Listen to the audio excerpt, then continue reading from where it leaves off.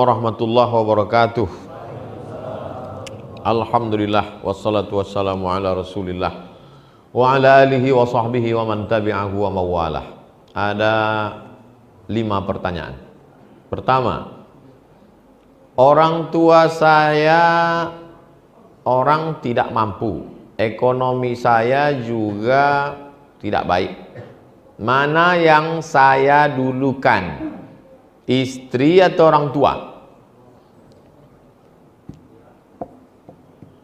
Laki-laki diberi warisan 2 kali lipat warisan perempuan. Lidzakari mithlu hadzil unsayain. Kenapa? Karena laki-laki menanggung nafkah dan laki-laki pula menanggung kehidupan biaya orang tua.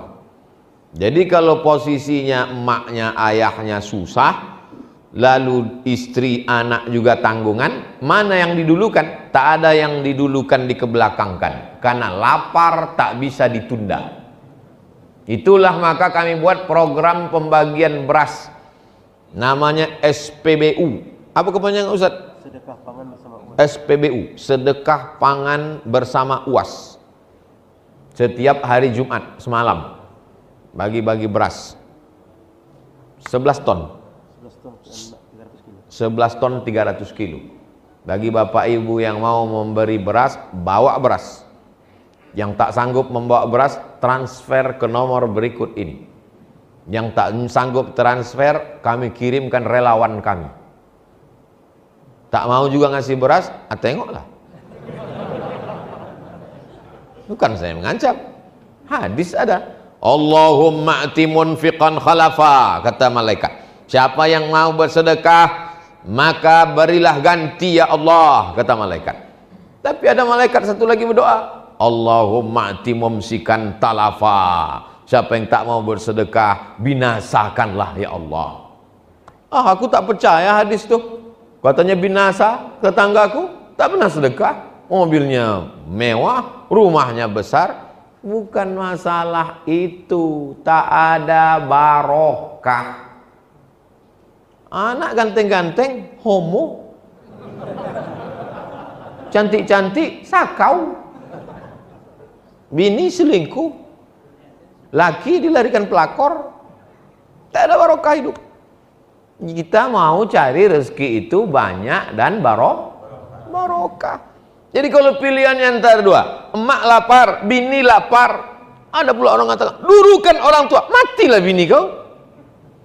Bagi dua-duanya, makan dulu makanan pokok. Lapar tak bisa ditunda. Itulah awal motivasi kami berkumpul. Saya, Ustadz Al-Nob, sahabat-sahabat 35 orang. Lapar tak bisa ditunda, kita sapu semua nih, keliling Pekanbaru, daerah-daerah terisolir yang susah. Mesti nanti baru ke daerah, baru dibawalah ke suku Talang Mama, ke suku Akit, pesantren sampai ke Siak, sampai ke Meranti. Meranti itu dapat 500 kilo 500 kilo tiap bulan. Sungai Pakning, jadi mengalir. Ustadz ada dapat beras tuh? Tak ada. Kita bagi-bagikan beras. Jangan pula ragu nanti, ini nampaknya Ustadz Somad nih pakai jas nih duit beras kami nih, kan enggak. Memang ada logonya situ, YTWU, Yayasan Tabung Wakaf Umat. Saya bukan mengada-ngada pakai jas nih, saya macam dulu pakai koko, pakai sorban, cuman dikasih sama Yayasan Tabung Wakaf nih supaya lebih berwibawa, kata dia. Biar yakin orang saya ustad. Cuma gak pakai jas. Sesudah pakai jas nih yakin bapak ibu saya ustad. Alhamdulillah. Jadi tak ada istilah didulukan ini. Yang penting makan. Tempat tinggal juga begitu. Adapun masalah lebih, yang ini belikan cincin, yang ini belikan tudung, yang ini belikan. Mohon doa anak kami Fatih Muzaki. Fatih penakluk, Muzaki orang yang 2 arti Muzaki ini. Pertama, membayar zakat, berarti dia kaya. Muzaki artinya suci, orang mensucikan diri. Zulfi, Zulfi artinya perantara aku. Anakku inilah yang akan menjadi perantara aku bisa memasukkan aku ke dalam surga karena dia anak soleh. Jadi kalau ngasih nama itu begitu, ada maknanya. Nama anak kau siapa? Valentino. Kenapa begitu kau kasih? Entah dulu waktu maknya hamil aku mau ngebut aja bawaannya. Fatih Muzaki Zulfi agar lolos ke pesantren tahfiz madani, kotanya hanya 6 orang, diperebutkan luar daerah. Nanti di akhir majelis kita berdoa anak-anak kita semua supaya berhasil, sukses dunia akhirat. Yang paling penting dia bertauhid la ilaha illallah, jangan sampai dia sekuler, liberal, kafir, murtad, munafik. Mohon Ustadz cerita perjuangan Ustadz menuntut ilmu di tengah kesulitan, motivasi untuk kami yang sedang belajar. Ini nampaknya berarti tak ikut Instagram saya. Kan udah kutulis 3 hari yang lalu. Jadi anak-anak Kairo mau ujian, dimintanya lah saya video untuk supaya motivasi belajar, kata dia. Jadi saya tak mau, saya takutnya bercakap habis itu dia tak dengar. Saya tulis supaya dia membaca dan direnungkannya. Nah, yang belum follow silakan follow. Yang sudah belum baca, nih saya bacakan. Adik-adik kelas UAS di Azhar mau ujian. Mereka minta pesan dan doa untuk motivasi belajar. 5 September 1998 aku sampai di Kairo. Beasiswaku 162 pon. 50 pon untuk sewa rumah, 50 pon untuk makan, 20 pon untuk diktat, 20 pon untuk ongkos bis, 20 pon kuselipkan di celah-celah kitab untuk uang siap-siap, mana tahu sakit mendadak. Diktat itu ku baca 3 kali. Baca pertama ku pegang diktat dengan kamus. Baca kedua ku kasih garis. Yang penting garis merah, yang hijau penting, sangat penting garis merah. Ayat-ayatnya ku hafal, hadis-hadisnya ku hafal, ucapan-ucapan ulama ku hafal. Ku baca 3 kali. Baca ketiga ku buat ringkasan, tapi hanya rumus-rumusnya saja. Ringkasanku jarang dipinjam orang, karena yang paham isinya aku saja. Aku mesti lulus, karena kalau aku tak lulus beasiswaku putus 25%. Kalau aku tak lulus 2 kali beasiswaku putus. Aku tak mau minta duit sampai selesai kuliah. Aku tak akan minta duit. Aku tak miskin, aku cuma merasa cukup. Aku naik tingkat. Tahun 2000 aku pergi haji. Masih ada duit $300 yang kubawa waktu datang 1998. Duit itu bertahan. Aku tak pernah meminjam duit. Aku tak pernah mengutang sama orang. Dipukul ombak, diempas gelombang, aku sampai di Makkah. Di bawah hotel Hilton, aku jumpa seorang ustadz terkenal. Kusapa dia, hidungnya saja yang menyahut. Aku sakit hati. Itulah mengapa sekarang kalau aku jumpa orang, ku biarkan dia mengambil gambar, aku senyum dengan dia, ku ajak dia bicara, ku doakan untuk membalaskan sakit hatiku di masa lalu. Tak ada orang memberi aku nasihat. Aku menasihati diriku sendiri. Aku mesti selesai S1 4 tahun. Aku mesti selesai S2 2 tahun. Aku mesti nikah dengan duitku sendiri. Aku mesti S3 2 tahun. Aku mesti profesor. Orang yang membenciku, ku doakan umurnya panjang supaya dia melihat kesuksesanku. Datuk Sri Ulama Setia Negara, Kaimangku Jaga Dilaga, Profesor Syekh Abdul Somad LCMA PhD, tinggal almarhum. Dah jelas. Tak juga kalian termotivasi pergi ke jembatan Leton.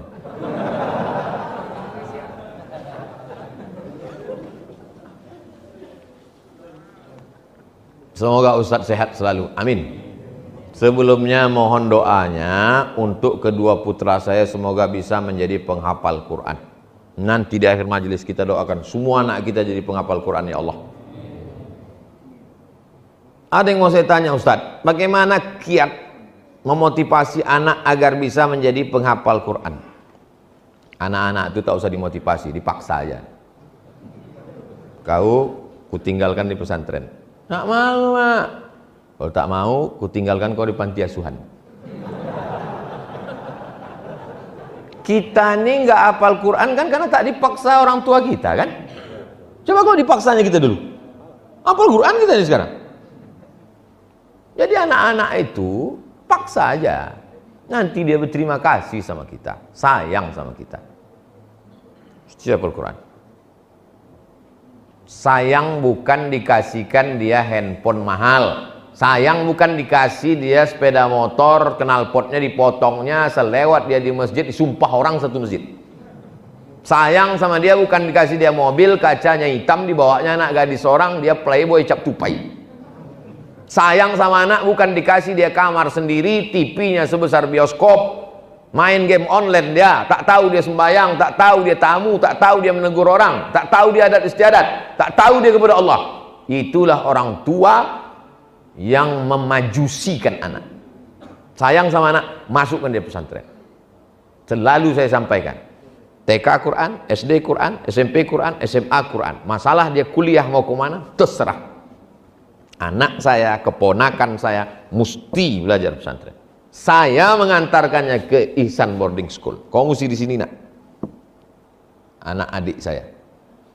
Nanti sesudah kuliah terserah kau lah. Ibarat pokok kayu sudah siap dilepas ke hutan. Sekarang dalam polybag mesti ikut cakap aku. Kalau mau datang ke rumah aku, jangan pakai celana sempit, jangan pakai celana legging, jangan pakai celana setan. Mesti pakai jilbab panjang. Jadi kita mesti mendidik mereka agak strength sedikit. Saya cakap aja gitu, hati lembut. Karena lembut hati kita lah maka kita sayang sama dia. Kan mau menyelamatkan dia dari neraka jahanam itu. Adapun orang tua yang lemah lembut baik, papa mau jalan sama pacar, pergilah nak, pergilah. Itulah yang membuat dia jadi hantu. Emaknya kuntilanak. Nama saya tak boleh menyebut nama, menjaga kode etik jurnalistik. Saya berniat untuk menikah. Bagus. Tapi kendala di biaya adat. Apakah saya berdosa karena membantah untuk mengikuti acara adat karena ini permintaan calon mertua saya? Apa dimintanya? Dimintanya emas secuci tangan. Ini cuci tangan, ha? Mesti penuh emas.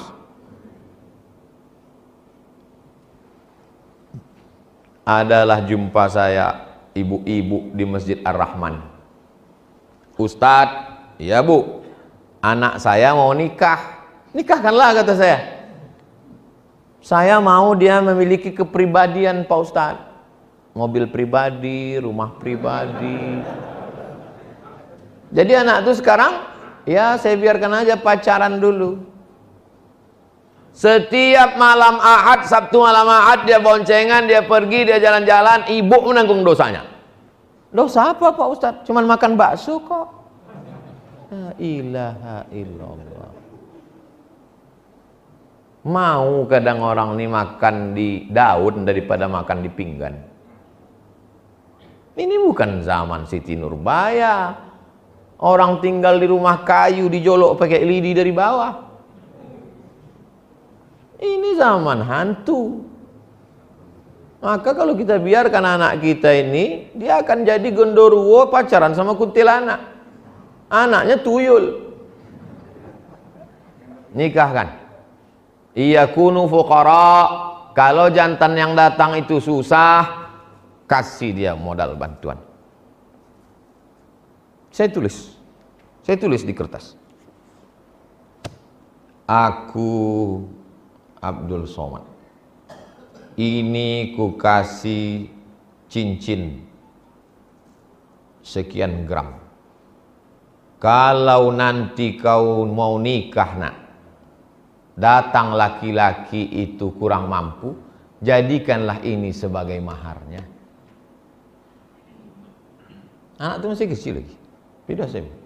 Kalau nanti datang laki-laki itu kurang mampu, kasihlah cincin ini sebagai maharnya, supaya mudah kalian menjaga diri dari yang diharamkan Allah. Kalau laki-laki yang datang tu bertuah, rezekinya berlebih, simpanlah cincin ini sebagai kenang-kenangan dari aku. Jangan lupa kau bacakan aku Fatihah. Buatlah aku seperti yang kubuat kepada engkau, buat pula lah anak-anak kau seperti. Ceritakanlah yang kubuat ini kepada anak-anakmu nanti. Dah saya tulis. Saya mati ini siap. Saya beli cincin, kan banyak saya dapat batu di mana-mana ceramah, kasih orang batu. Saya ikatkan cincin berapa gram, saya tuliskan. Itu anak perempuan saya. Kalau datang meminang kau nanti laki-laki yang kurang beruntung, tapi dia soleh baik, jadikanlah ini sebagai mahar nikah. Jangan kau minta macam-macam. Tapi kalau dia mampu, cincin ini sebagai kenang-kenangan dari aku, kau doakan aku, kau kirim aku Al-Fatihah. Nah, yang ku buat ini, kau ceritakan pula lah ke anak-anakmu, supaya ingat mereka dengan aku. Ada, tapi belum saya kasih sekarang, nunggu saya mati. Jadi kalau saya mati, buka mereka, menangislah mereka menengok. Wah, gitu. Ditangiskannya, kenapa cincin itu kecil kali?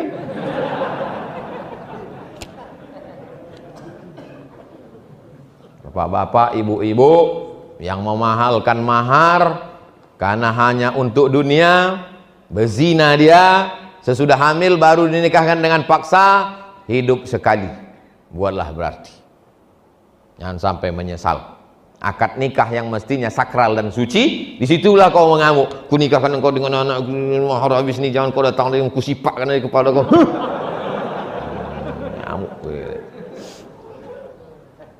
Dah, anak-anak muda balik dari sini kan siapkan mahar, udah kuturunkan, udah standar.